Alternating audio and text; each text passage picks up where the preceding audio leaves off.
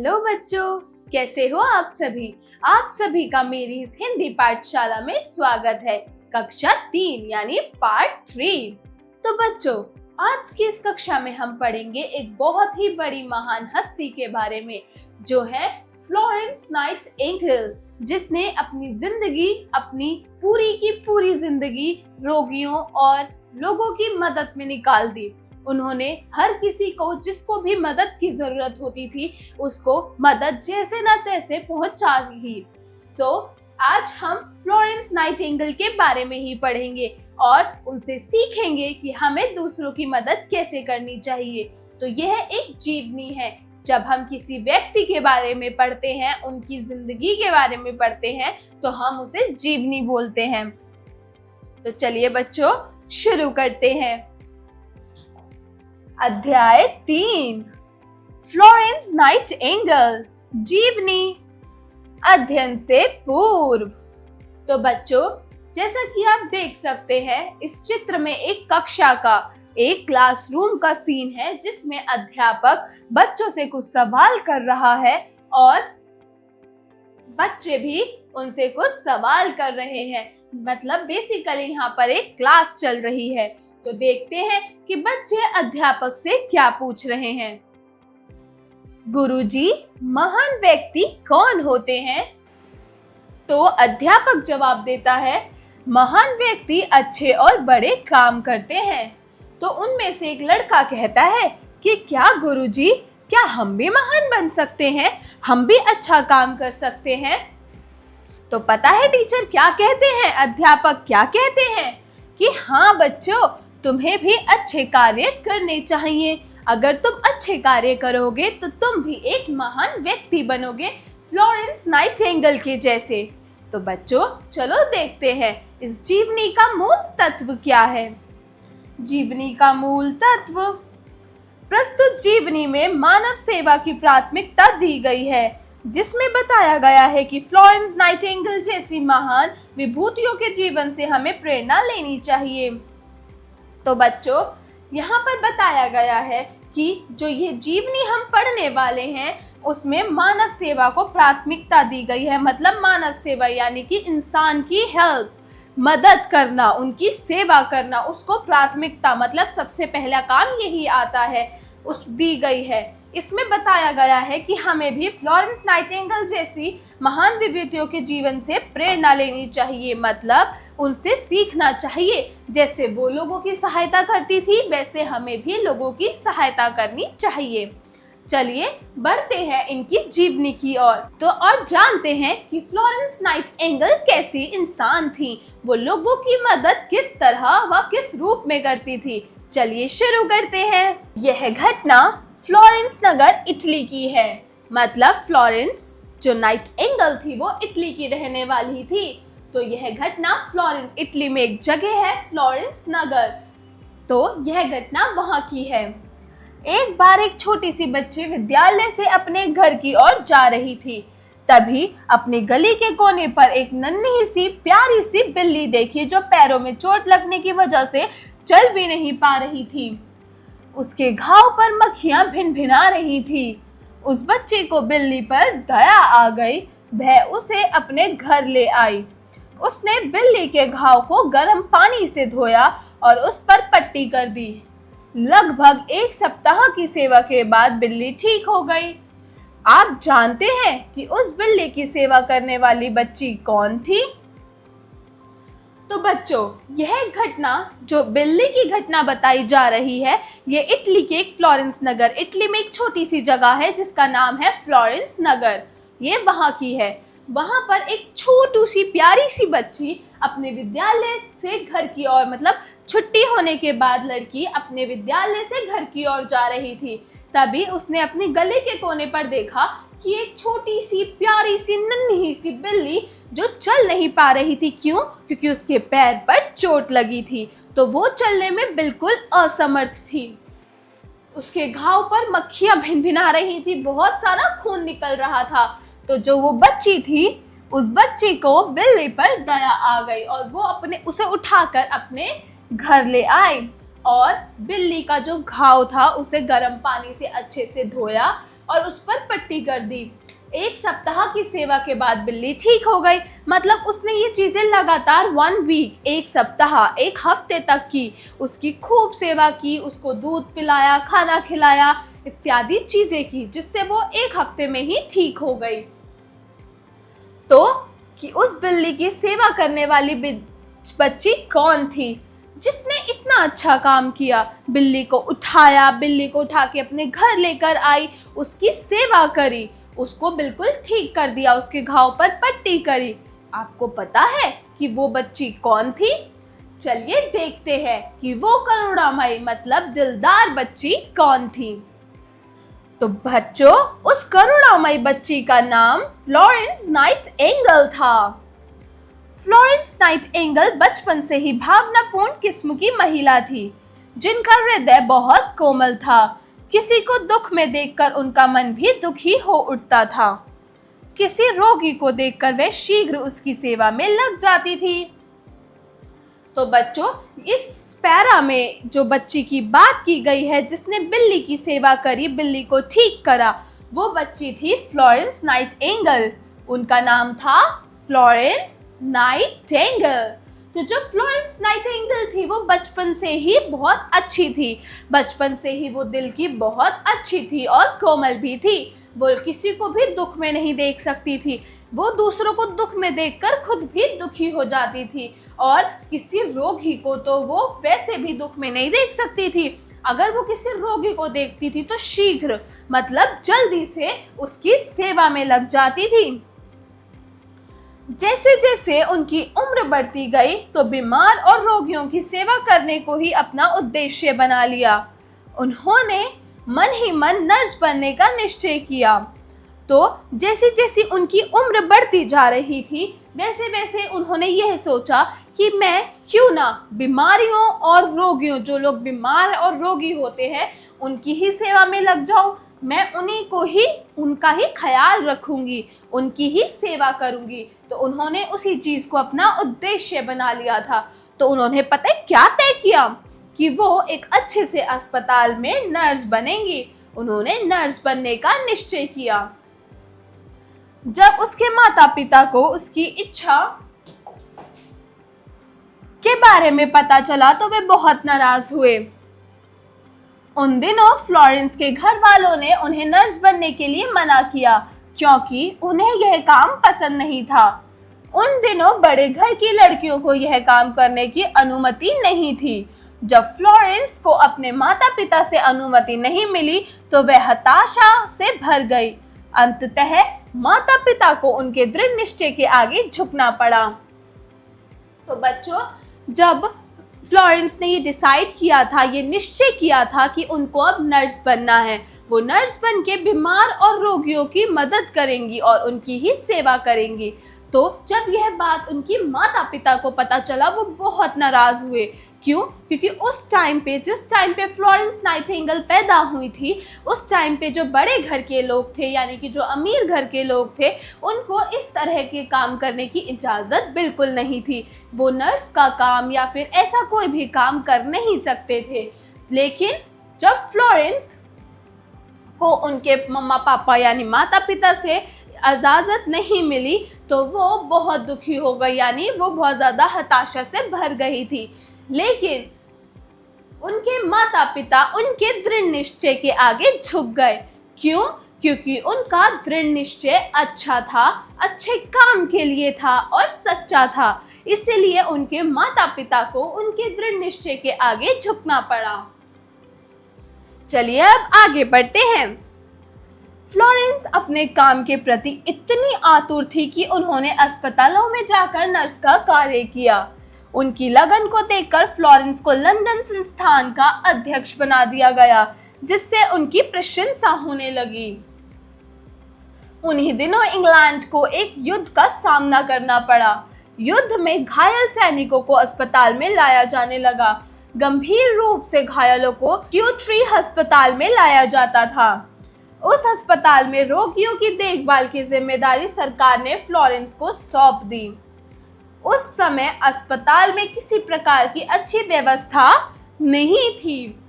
Florence ने बेहद प्रयास करके मरीजों को जरूरी सुविधाएं प्रदान कराई और वह दिन रात मरीजों की सेवा में जुट गई। तो पता है बच्चों, फ्लोरेंस अपने काम को लेके इतनी ज्यादा थी कि वो हर काम को बहुत ही ज्यादा लगन से करती थी। वो रोगियों की सेवा बहुत ज्यादा लगन से करती थी। वो अपने काम को लेके इतनी आतुर थी। उन्होंने अस्पतालों में जाके नर्स का काम शुरू कर दिया था। और पता है, उनकी लगन को देखकर फ्लोरेंस को लंदन संस्थान का अध्यक्ष बना दिया गया था। क्यों? क्योंकि वो अपना काम बहुत दिल से और अच्छे से करती थी। उनके काम में कभी भी कोई कमी नहीं होती थी। लेकिन एक बार क्या हुआ, जब फ्लोरेंस को लंदन संस्थान का अध्यक्ष बनाया गया तो उसी टाइम पे इंग्लैंड को एक युद्ध का सामना करना पड़ा। मतलब उसी ही समय में इंग्लैंड में एक युद्ध शुरू हो गया। युद्ध में घायल जो सैनिक थे, जो सोल्जर थे, उन्हें हॉस्पिटल्स में यानी अस्पतालों में लाया जाने लगा और गंभीर रूप से वो घायल हो गए। तो जो गंभीर रूप से घायल सैनिक थे उन्हें स्क्यूट्री, जहाँ पर ये स्क्यूट्री अस्पताल वो अस्पताल होता है जो पहले के टाइम में जो सैनिक होते थे, जो सोल्जर्स होते थे, जहाँ वो घायल हो जाते थे, गंभीर रूप से जिनकी बचने की उम्मीद बहुत कम होती थी, उनको रेस्क्यू यानी स्क्यूट्री हॉस्पिटल यानी अस्पताल में लाया जाता था। तो उन गंभीर रूप से घायल लोगों को स्क्यूट्री अस्पताल में लिया गया और उस अस्पताल की जो रोगियों की देखभाल थी वो सरकार ने पता है किसको दी? फ्लोरेंस नाइटिंगेल को, कि सारी जिम्मेदारी उन पर है। जो घायल सैनिक हैं उनके इलाज की, उनकी देखभाल की जिम्मेदारी आपको दी जाती है। लेकिन उस टाइम पे हॉस्पिटल यानी अस्पताल में किसी भी तरह की अच्छी सुविधा नहीं थी। वहां पर कोई भी व्यवस्था अच्छी नहीं थी।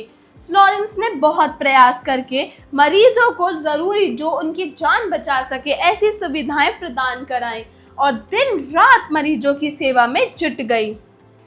वह स्वयं प्रत्येक रोगी से मिलती थी। मतलब वो खुद हर एक रोगी से मिलती थी। अब देखो बच्चों, इतना बड़ा हॉस्पिटल होता है, इतना बड़ा अस्पताल होता है और युद्ध के टाइम पे तो कितने घायल लोग आते हैं, लेकिन वो तब भी हर एक रोगी से वो अकेले मिलती थी स्वयं। अस्पताल में बिजली ना होने की वजह से वह रात को हाथ में लैंप लेके रोगियों के पास जाती थी। रात के टाइम पे अक्सर, क्योंकि पहले के टाइम पे तो इतनी सुविधाएं नहीं होती थी, इतनी टेक्नोलॉजी नहीं बढ़ी हुई थी ना, तो उस टाइम पे जब बिजली नहीं होती थी रात के टाइम पे, तो जो फ्लोरेंस थी वो रात में हाथ में लैंप, पहले के टाइम पे ना एक लैंप होता था जो कांच का बना होता था और उसके अंदर कैंडल जल रही होती थी, जिससे वो रोशनी बहुत अच्छी और चारों तरफ देती थी। तो वो लैंप लेकर वो रोगियों के पास जाती थी उनसे मिलने। बीमार सैनिक उसे लैंप वाली देवी कहते थे। तो जो बीमार सैनिक जिनसे वो मिलने जाती थी वो लोग फ्लोरेंस को कहते थे लैंप वाली देवी। रोगी उसे देखते ही पीड़ा भूलकर मुस्कुरा उठते थे। जब रोगी देखते थे उनको कितना दर्द हो रहा है, लेकिन वो जब फ्लोरेंस को देखते थे, जब वो उनसे मिलने आती थी लैंप लेकर, वो उन्हें देखते ही अपनी सारी पीड़ा, अपने सारे दर्द को भूलकर हंसने लगते थे यानी मुस्कुराने लगते थे। युद्ध में घायल सभी सैनिकों को अस्पताल में लाना कठिन होता था, इसलिए उनकी देखभाल सैनिक शिविरों में ही की जाती थी। सैनिक शिविर होते हैं जो युद्ध, पहले के टाइम पे क्या होता था कि सूरज डूबने के बाद युद्ध खत्म हो जाता था। मतलब रात के टाइम पे लड़ाई नहीं होती थी। तो उस टाइम पे क्या था, रात में रहने के लिए वहां पे सैनिक अपने अपने टेंट यानी शिविर बनाते थे। तो युद्ध के टाइम पे जब जो घायल हो जाते थे उनको हॉस्पिटल्स यानी अस्पताल तक ले जाना बहुत कठिन होता था। तो वो लोग क्या करते थे, वो उन्हें सैनिक शिविरों में ही रखकर उनकी देखभाल वहीं करते थे। इन शिविरों में चिकित्सा प्रबंध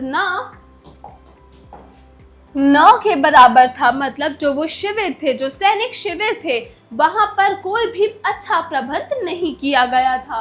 जब स्वयं फ्लोरेंस नाइटिंगेल युद्ध के मैदान में गई तो वहां उन्होंने शिविरों में सैनिक को चिकित्सा का उचित प्रबंध किया। जब फ्लोरेंस हॉस्पिटल यानी अस्पताल से निकलकर उस सैनिक शिविरों में गई थी, उनको देखने। युद्ध में जब वो गई थी तब वहां पर जो सैनिक शिविर थे, तब वो उस टाइम पर सैनिकों की चिकित्सा का वहां पर फ्लोरेंस ने उचित यानी सही प्रबंध किया था। दिन रात लगातार काम करने के कारण फ्लोरेंस का शरीर कमजोर होने लगा था और वह इंग्लैंड लौट आई।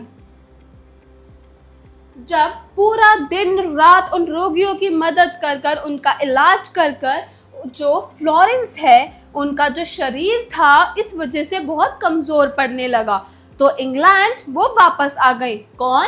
Florence Nightingale. जब उनका शरीर कमजोर पड़ने लगा तो वो इंग्लैंड लौट आई थी और उस टाइम पे किंग एडवर्ड जो उस समय इंग्लैंड के शासक थे, मतलब पहले के टाइम पे तो राजा महाराजा या फिर हमारे शासक होते थे, तो उस टाइम पे जो इंग्लैंड के शासक थे वो थे किंग एडवर्ड।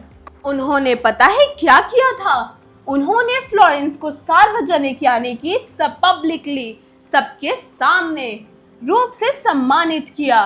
उन्हें पूरे संसार में फ्लोरेंस नाइटिंगेल के नाम से प्रसिद्धि मिली। फ्लोरेंस नाइटिंगेल का कहना था कि मनुष्य की सेवा ही भगवान की सच्ची सेवा है।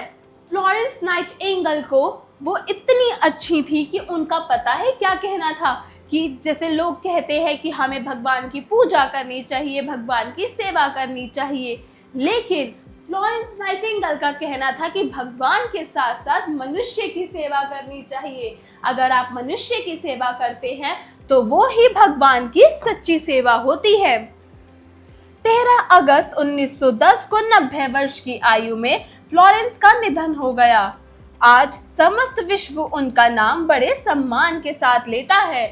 13 अगस्त 1910 को वो 90 वर्ष की पूरी हुई और उसी समय उनका निधन यानी कि उनकी मृत्यु हो गई। तब से ही पूरा संसार यानी समस्त विश्व उनको बड़े ही आदर और सम्मान के साथ उनका नाम लेता है और उनकी इज्जत करता है। आशा करती हूँ ये जीवनी आपको अच्छी लगी होगी। तो पता है बच्चों, जो ये फ्लोरेंस नाइटिंगेल की जीवनी थी, हमें इसे अपने जीवन में भी अपनाना चाहिए। क्यों? क्योंकि हमें हमेशा हर मनुष्य की मदद करनी चाहिए। जिस भी तरीके से आप अगर किसी की हेल्प कर सकते हो, किसी की मदद कर सकते हो, तो आपको उनकी मदद करनी चाहिए। चलिए अब कुछ शब्दों के अर्थ पढ़ते हैं, मतलब शब्दार्थ पढ़ते हैं। करुणामयी मतलब दयावान या फिर दयालु। अनुमति मतलब आज्ञा या फिर इजाजत। बच्ची मतलब कन्या, बालिका या फिर लड़की। लैंप, लैंप मतलब लालटेन या फिर टॉर्च। चिकित्सा, चिकित्सा मतलब इलाज या फिर उपचार। सार्वजनिक, सार्वजनिक मतलब प्रचलित या फिर व्यापक। उच्चारण करें। तो बच्चों यहाँ कुछ शब्द दिए गए हैं जिनका आपको सही तरीके से उच्चारण करना है। तो चलो मेरे साथ इन शब्दों को दोहराओ। फ्लोरेंस, भिन्न भिनाना, भावनापूर्ण। स्क्यूट्री, स्क्यूट्री, स्क्यूट्री। Edward, Edward. श्रुतलेख मतलब सिर्फ लिखने के लिए। तो बच्चों यहाँ कुछ शब्द दिए गए हैं जिनका आपको सही तरीके से लिखकर इनका अपनी अपनी किताबों में अभ्यास करना है। तो चलिए मेरे साथ इन शब्दों को लिखना शुरू कीजिए। पहला शब्द है करुणामयी। का रा उ ड़ा आ मा या ई, करुणामयी। अगला शब्द है बिल्ली। बा ई ला ला ई, बिल्ली। अगला शब्द है इच्छा। ई आधा च छ आ इच्छा। अगला शब्द है चिकित्सा। च ई क ई च सा आ चिकित्सा। आखिरी शब्द है फ्लोरेंस। फ आधा फ ल ओ र ए स फ्लोरेंस। तो बच्चों, जो जीवनी अभी हमने पढ़ी फ्लोरेंस नाइटिंगेल की जीवनी, तो चलिए अब उनका थोड़ा सा अभ्यास करते हैं, मतलब अभ्यास कार्य शुरू करते हैं। तो चलिए मेरे साथ अभ्यास कार्य शुरू कीजिए। अभ्यास कार्य, जरा बोलिए। Speaking skills. प्रश्न 1, दिए गए प्रश्नों के उत्तर बताइए। तो बच्चों, यहाँ कुछ प्रश्न दिए गए हैं जिनका आपको सही तरीके से उत्तर बताना है। तो बताओ, छोटी बच्ची को बिल्ली किस स्थिति में मिली? वो तंदुरुस्त थी या घायल थी? तो बच्चों, छोटी बच्ची को बिल्ली घायल, उसके पैर में घाव हो रखा था और उस पर मक्खियां भिन-भिना रही थी। इस स्थिति में उस छोटी बच्ची को बिल्ली मिली थी। अगला प्रश्न है, इटली के कौन से नगर में छोटी बच्ची रहती थी? जैसा कि हमने जीवनी में पढ़ा, फ्लोरेंस नामक नगर इटली में, छोटा सा नगर है फ्लोरेंस, वहां पर वो छोटी बच्ची रहती थी। फ्लोरेंस नाइटिंगेल क्या बनना चाहती थी? बच्चों, फ्लोरेंस नाइटिंगेल नर्स बनना चाहती थी। वो नर्स बनकर सबकी सेवा करना चाहती थी। वो रोगियों की, बीमार लोगों की मदद करना चाहती थी। इसलिए फ्लोरेंस नाइटिंगेल नर्स बनना चाहती थी। फ्लोरेंस के अस्पताल का क्या नाम था? फ्लोरेंस किस अस्पताल में काम करती थी? बताओ। वेरी गुड, फ्लोरेंस स्क्यूट्री अस्पताल में काम करती थी। उसके अस्पताल का नाम था स्क्यूट्री अस्पताल।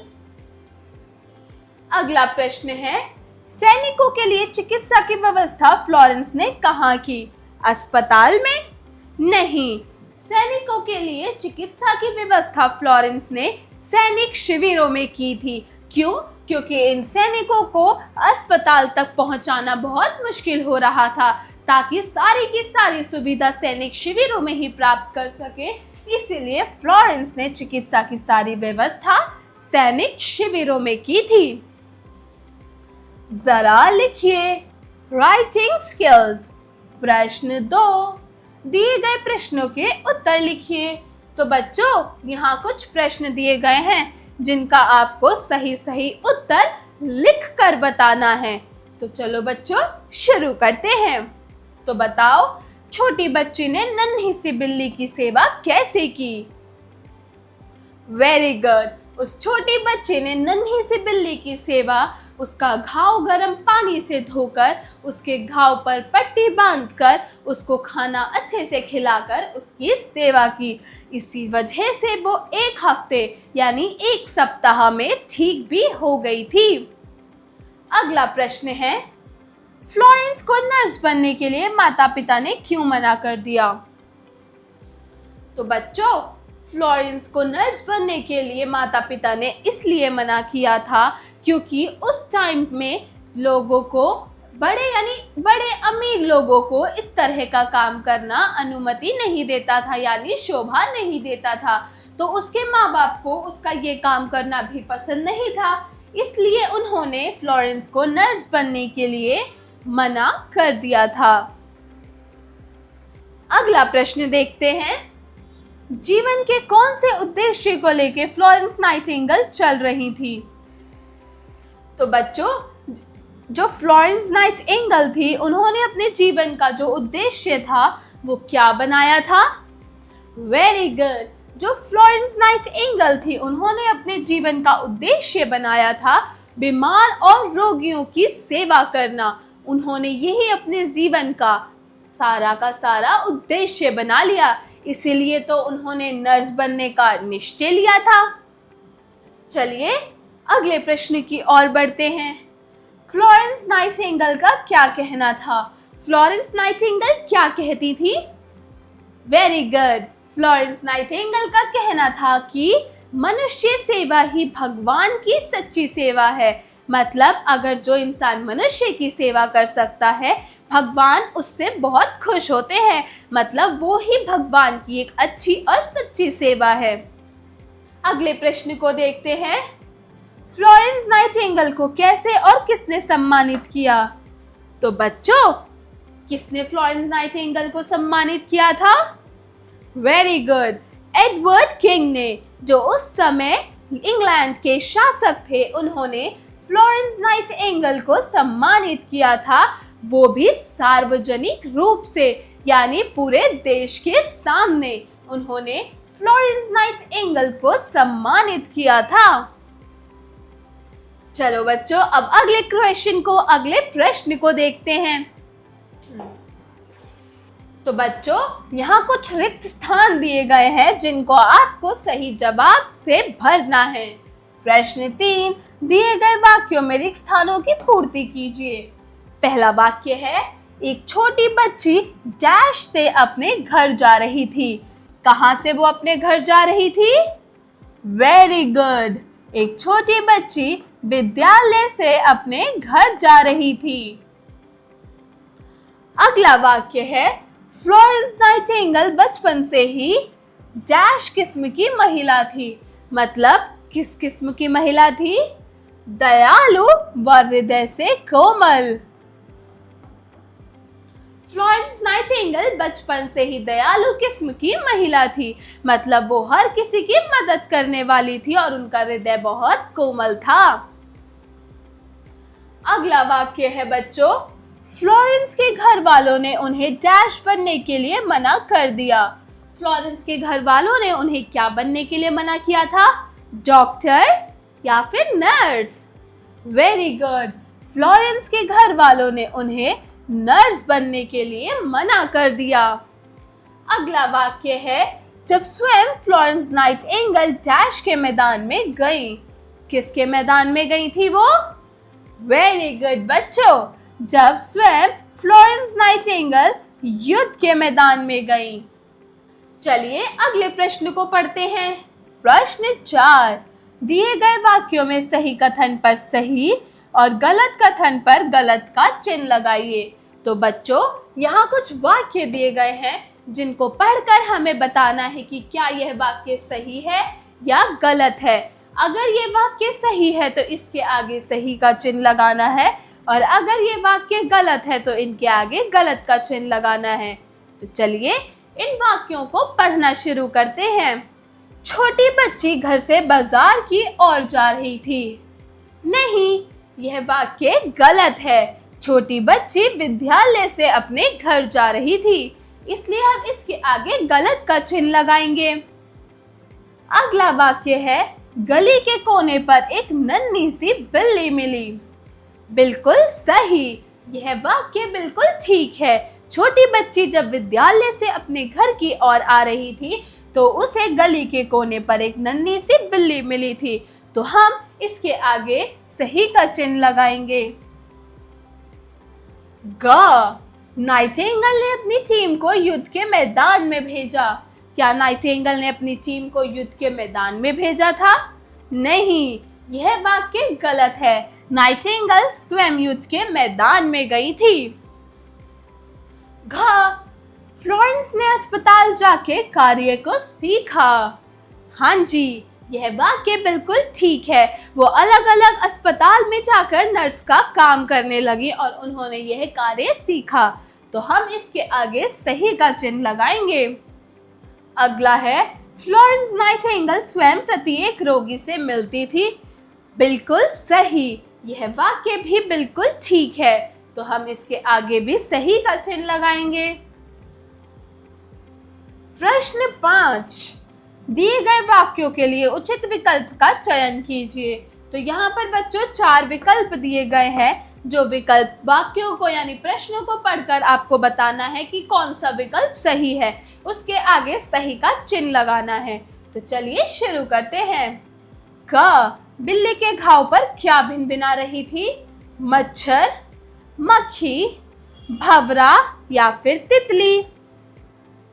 वेरी गुड, बिल्ली के घाव पर मक्खी भिनभिना रही थी।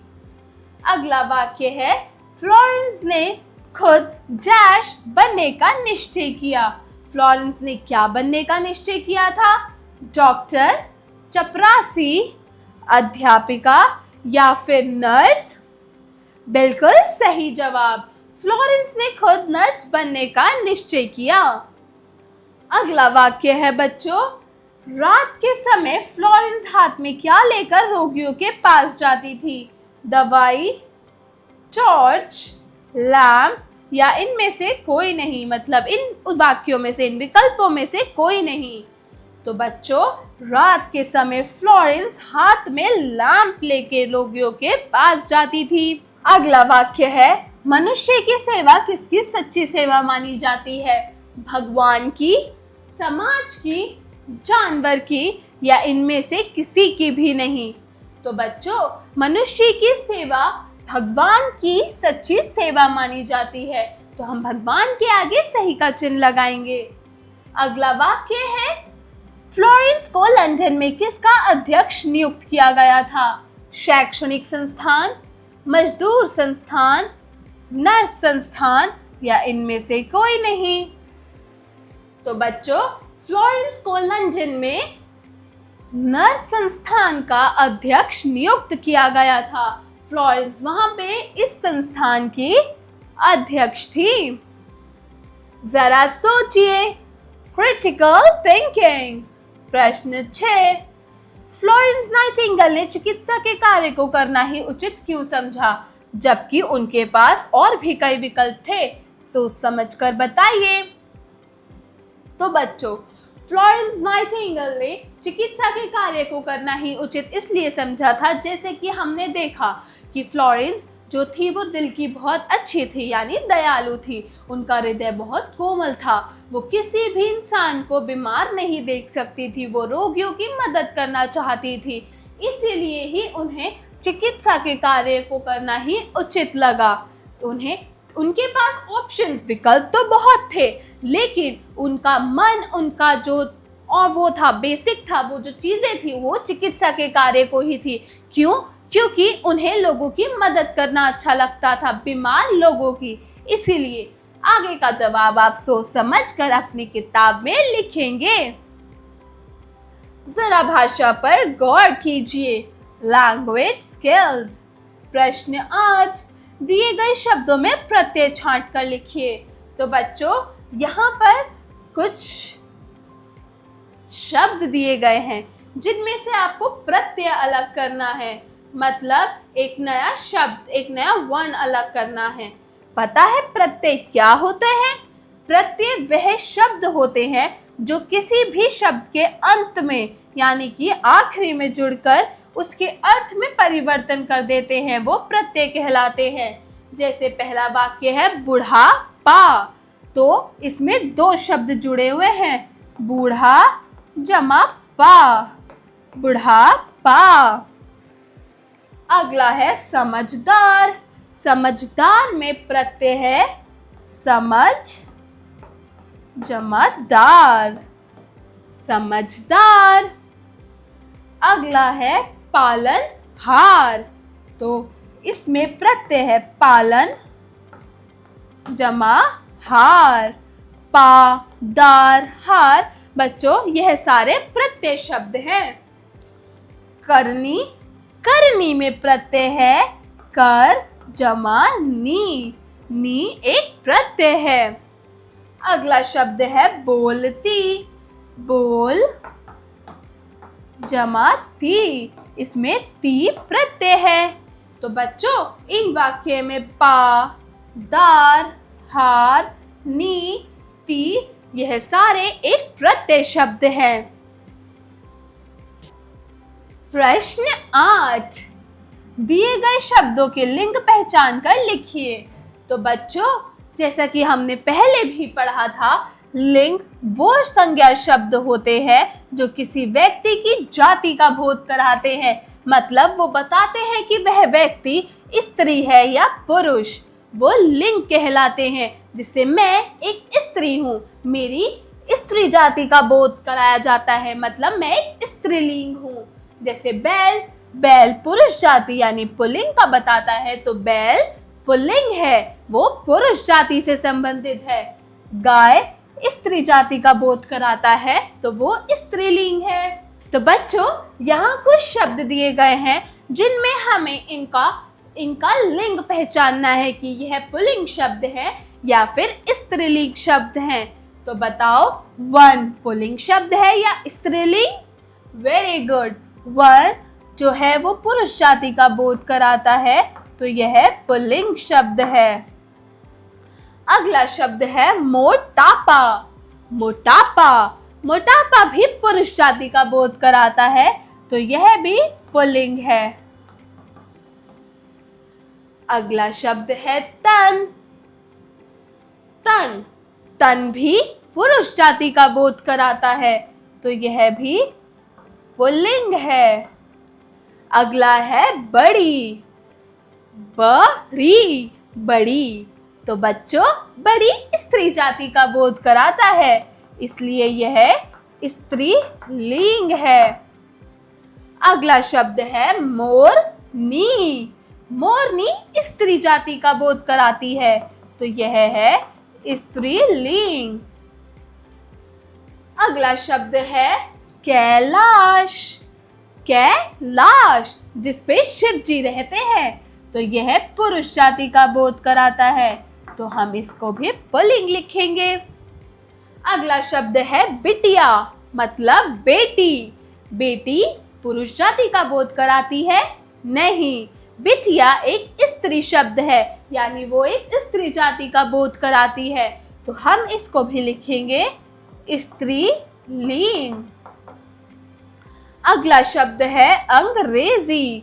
अंग्रेजी भी स्त्री जाति का बोध कराती है, तो हम इसको भी स्त्रीलिंग लिखेंगे।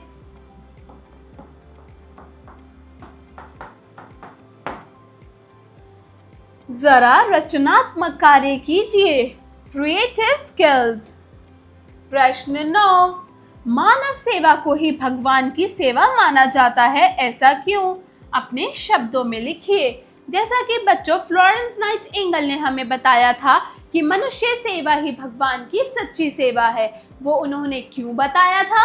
तो बच्चों, इस प्रश्न को आप अपनी अपनी किताबों में लिखेंगे, थोड़ा सा सोच समझ कर। चलिए अब हम अगले प्रश्न की ओर बढ़ेंगे। जरा दिमाग लगाइए, ब्रेनस्टॉर्मिंग एक्टिविटी। प्रश्न 10, दी गई पहेली में से उचित शब्दों को छांट कर लिखिए। तो बच्चों, यहाँ पर एक शब्द पहेली दी गई है, जो शब्द किताब में प्रयोग किए गए हैं उन शब्दों का हमें छांट कर यहाँ पर लिखना है। तो चलिए शुरू करते हैं। तो बच्चों, पहला शब्द है फ्लोरेंस। फ्लोरेंस। दूसरा शब्द है लंदन। तीसरा शब्द क्या है बच्चों? वेरी गुड, तीसरा शब्द है सैनिक। चौथा शब्द है नाइटिंगेल। क्या है चौथा शब्द? नाइटिंगेल। अगला शब्द क्या है बच्चों? करुणामयी। अगला शब्द है करुणामयी। उससे अगला शब्द है किंग।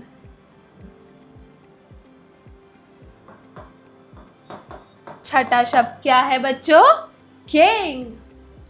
अगला शब्द क्या है? चिकित्सा। क्या है अगला शब्द? चिकित्सा। अगला शब्द यानी कि आठवां शब्द है एडवर्ड।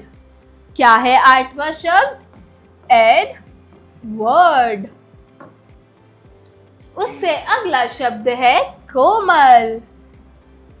नाइन्थ शब्द है कोमल। अगला प्रश्न देखते हैं। प्रश्न 11। दिए गए चित्रों को ध्यान पूर्वक लिखिए और उन्हें पहचान कर उनके बारे में 4-4 पंक्तियां लिखिए। तो बच्चों, यहाँ कुछ हमारे फ्रीडम फाइटर्स की जो महान व्यक्ति थे उनका चित्र दिया गया है। पहला चित्र है महात्मा गांधी। दूसरा चित्र है भगत सिंह का। ये कौन है बच्चों? भगत सिंह। ये भगत सिंह का चित्र है। ये है सुभाष चंद्र बोस। तो बच्चों, ये तीनों महात्मा गांधी, भगत सिंह और सुभाष चंद्र बोस, ये तीनों बहुत ही महान व्यक्ति हैं, यानी हमारे फ्रीडम फाइटर्स हैं। तो बच्चों, आपको इनके बारे में गूगल पर रिसर्च कर 4-4 पंक्तियां लिखनी है दी गई जगह पर, है ना? तो आप इनके बारे में रिसर्च कर या अपने पेरेंट्स से पूछकर यहाँ पर लिखेंगे। आशा करती हूँ आपको ये फ्लोरेंस नाइटिंगेल की जीवनी अच्छी लगी होगी। तो बच्चों, मिलती हूँ एक नई कक्षा में एक नई कहानी के साथ। तब तक के लिए बाय बाय।